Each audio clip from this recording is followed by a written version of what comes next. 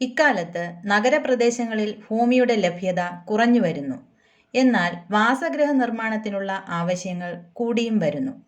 Vertical expansion മാത്രമാണ് ഇതിന് ഒരേ ഒരു പരിഹാരം. ഈ സാഹചര്യത്തിലാണ് അപ്പാർട്ട്മെന്റുകളും ഫ്ലാറ്റുകളും ഉയർന്നു വരാൻ തുടങ്ങിയത്. കേരള അപ്പാർട്ട്മെന്റ് ഓണർഷിപ്പ് ആക്ട് 1983 നിലവിൽ വന്നു. ഈ നിയമപ്രകാരം ഒരു ബിൽഡിങ്ങിലെ വിവിധ താമസയോഗ്യമായ യൂണിറ്റുകൾ വാങ്ങുന്നതിനും വിൽക്കുന്നതിനും സാധിക്കുന്നു. കോമൺ ഏരിയ ഒഴികെയുള്ള ഭാഗങ്ങളാണ് ഇപ്രകാരം കൈമാറ്റം ചെയ്യാൻ കഴിയുന്നത്. അൺഡിവൈഡഡ് ഇൻട്രസ്റ്റ്, അതായത് വിഭജിക്കാൻ കഴിയാത്ത അവകാശമാണ് ഇപ്രകാരം കൈമാറ്റം ചെയ്യുന്നത്. ഈ അൺഡിവൈഡഡ് ഷെയറിൻ്റെ സെയിൽ, അതായത് വിൽപ്പന, മോർഗേജ്, അതായത് ബാങ്ക് വായ്പയ്ക്കും മറ്റും ജാമ്യം വയ്ക്കൽ, ലീസ്, അതായത് വാടകയ്ക്ക് നൽകൽ, ഗിഫ്റ്റ്, അതായത് ധനനിശ്ചയമായി നൽകൽ, എക്സ്ചേഞ്ച്, അതായത് പരസ്പരം കൈമാറ്റം ചെയ്യുക തുടങ്ങിയ എല്ലാവിധ കൈമാറ്റവും ലീഗലാണ്. 1975 കേരള ബിൽഡിംഗ് ടാക്സ് നിയമപ്രകാരമുള്ള നികുതി പ്രത്യേകമായാണ് അസസ് ചെയ്ത് ഈടാക്കുന്നത്. എന്നാൽ ഭൂനികുതി ഈടാക്കുന്നത് മുഴുവൻ ഭൂമിക്കും ഒറ്റ അസസ്മെന്റ് ആയിട്ടാണ്. ഇവിടെ ഭൂമി വിഭജിച്ച് എലുക തിരിക്കാൻ കഴിയാത്തതിനാലാണിത്. ഒരിക്കൽ അസസ് ചെയ്ത ഭൂനികുതി ഒറ്റ തവണയായി മാത്രമേ പിരിക്കാൻ കഴിയൂ എന്നതിനാൽ ഭൂനികുതി പീസ് മീൽ ആയി സ്വീകരിക്കാറില്ല. അപ്പാർട്ട്മെന്റുകൾ സ്ഥിതി ചെയ്യുന്ന ഭൂമി വിഭജിക്കാത്തിടത്തോളം കാലം വർഷത്തിൽ ഒരു പ്രാവശ്യം ഒറ്റത്തവണയായി മാത്രമേ ഭൂനികുതി, അതായത് ലാൻഡ് ടാക്സ് സ്വീകരിക്കാൻ കഴിയൂ. പ്രമോട്ടർമാരാണ് സാമ്പത്തിക വർഷത്തിൻ്റെ ആരംഭത്തിൽ വില്ലേജ് ഓഫീസിൽ ഒറ്റ റെസീറ്റായി ലാൻഡ് ടാക്സ് ഒടുക്കുന്നത്. ബാങ്കിലോ മറ്റോ ഹാജരാക്കുന്നതിന് കരമടച്ച രസീതിന് പകരമായി തണ്ടപ്പേർ അക്കൗണ്ട് പകർപ്പാണ് ഉടമകൾക്ക് വില്ലേജ് ഓഫീസുകളിൽ നിന്നും നൽകുന്നത്. കേരള അപ്പാർട്ട്മെന്റ് ഓണർഷിപ്പ് ആക്ടിന് ചില പരിമിതികളുണ്ട്. അത് റെസിഡൻഷ്യൽ ബിൽഡിങ്ങുകൾക്ക് മാത്രമാണ് ബാധകമായിരുന്നത്.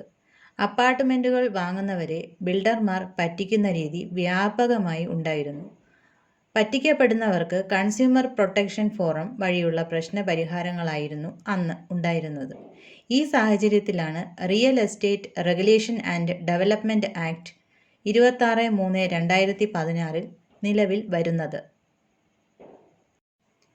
ഈ കേന്ദ്ര നിയമം റിയൽ എസ്റ്റേറ്റ് മേഖലയിൽ സമ്പൂർണമായ പ്രൊഫഷണലിസം ആൻഡ് സ്റ്റാൻഡർഡൈസേഷൻ ആണ് ലക്ഷ്യമിടുന്നത്. ഡെവലപ്പർ, ബിൽഡർ, കൺസ്യൂമർ എന്നീ 3 വിഭാഗത്തിൽപ്പെട്ടവരുടെയും താൽപ്പര്യങ്ങൾ ഒരുപോലെ സംരക്ഷിക്കുകയാണ് RERA നിയമത്തിൻ്റെ ഉദ്ദേശ്യം. ഈ നിയമത്തിലെ സെക്ഷൻ 20 വിവരിക്കുന്നത് പ്രകാരമുള്ള ഒരു റിയൽ എസ്റ്റേറ്റ് റെഗുലേറ്ററി അതോറിറ്റി സ്ഥാപിച്ചിട്ടുണ്ട്. കേരളത്തിൽ ഇത് തിരുവനന്തപുരത്ത് തൈക്കാടുള്ള ഭാരത് ഭവനിലാണ് സ്ഥാപിച്ചിരിക്കുന്നത്. എല്ലാ പ്രോജക്റ്റുകളും ഈ അതോറിറ്റിയിൽ നിർബന്ധമായും രജിസ്റ്റർ ചെയ്തിരിക്കണം.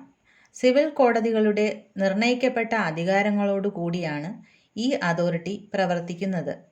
അതോറിറ്റി തീരുമാനങ്ങൾക്ക് എതിരെ അപ്പലേറ്റ് ട്രിബ്യൂണലിനെ സമീപിക്കാവുന്നതാണ്. ഈ നിയമത്തിൽ പ്രമോട്ടർ, ബിൽഡർ, കൺസ്യൂമർ എന്നിവരുടെ ഉത്തരവാദിത്തങ്ങളും അവകാശങ്ങളും വ്യക്തമായി നിർവചിച്ചിട്ടുണ്ട്. ഇതിൽ വീഴ്ച വരുത്തുന്ന പക്ഷം ഉണ്ടാകാവുന്ന കുറ്റങ്ങളും ശിക്ഷകളും വ്യക്തമായി നിയമത്തിൽ 59 മുതൽ 69 വരെ സെക്ഷനുകളിൽ വിവരിച്ചിട്ടുണ്ട്. ഇതിൽ വിവരിക്കുന്ന കുറ്റകൃത്യങ്ങളെല്ലാം കോമ്പൗണ്ടബിൾ ആണ്, അതായത് തൽപരകക്ഷികളുടെ അപേക്ഷയുടെ അടിസ്ഥാനത്തിൽ കോടതിക്ക് ശിക്ഷ ഇളവ് ചെയ്യുകയോ റദ്ദ് ചെയ്യുകയോ ചെയ്യാവുന്നതാണ്. റിയൽ എസ്റ്റേറ്റ് മേഖലയിൽ നിക്ഷേപകരെ ആകർഷിക്കുന്നതിനും പ്രോത്സാഹിപ്പിക്കുന്നതിനും അവർക്ക് ദോഷകരമായ പ്രവണതകൾ അവസാനിപ്പിക്കുന്നതിനും വേണ്ടിയാണ് ഈ നിയമം നിലവിൽ വന്നത്. പരിസ്ഥിതി സൗഹൃദമായ നിർമ്മാണ രീതികളാണ് ഈ നിയമത്തിൽ പ്രോത്സാഹിപ്പിക്കപ്പെടുന്നത്. കൊമേഴ്ഷ്യൽ ബിൽഡിംഗ്സും ഈ നിയമപ്രകാരം റെഗുലേറ്റ് ചെയ്യുന്നു. റെസിഡൻഷ്യൽ ബിൽഡിംഗ്സിന് GST ബാധകമാണോ എന്ന് ചിലർ ചോദിക്കാറുണ്ട്. GST ബാധകമാണ്. കോമൺ യൂട്ടിലിറ്റി ഏരിയകളൊന്നും സെയിലബിൾ അല്ല എന്നത് പ്രത്യേകം ശ്രദ്ധിക്കേണ്ടതാണ്. വിഭജിക്കാത്ത അവകാശം, അതായത് അൺഡിവൈഡഡ് ഷെയർ കൈമാറ്റം ചെയ്യുന്നതിന് നിയമ തടസ്സമില്ല. ഇതൊരു ഷോർട്ട് റിവ്യൂ ആയിട്ടാണ് ചെയ്തിരിക്കുന്നത്. സംശയങ്ങളുണ്ടെങ്കിൽ കമൻറ്റ് ബോക്സിൽ ഇടാവുന്നതാണ്. Thank you.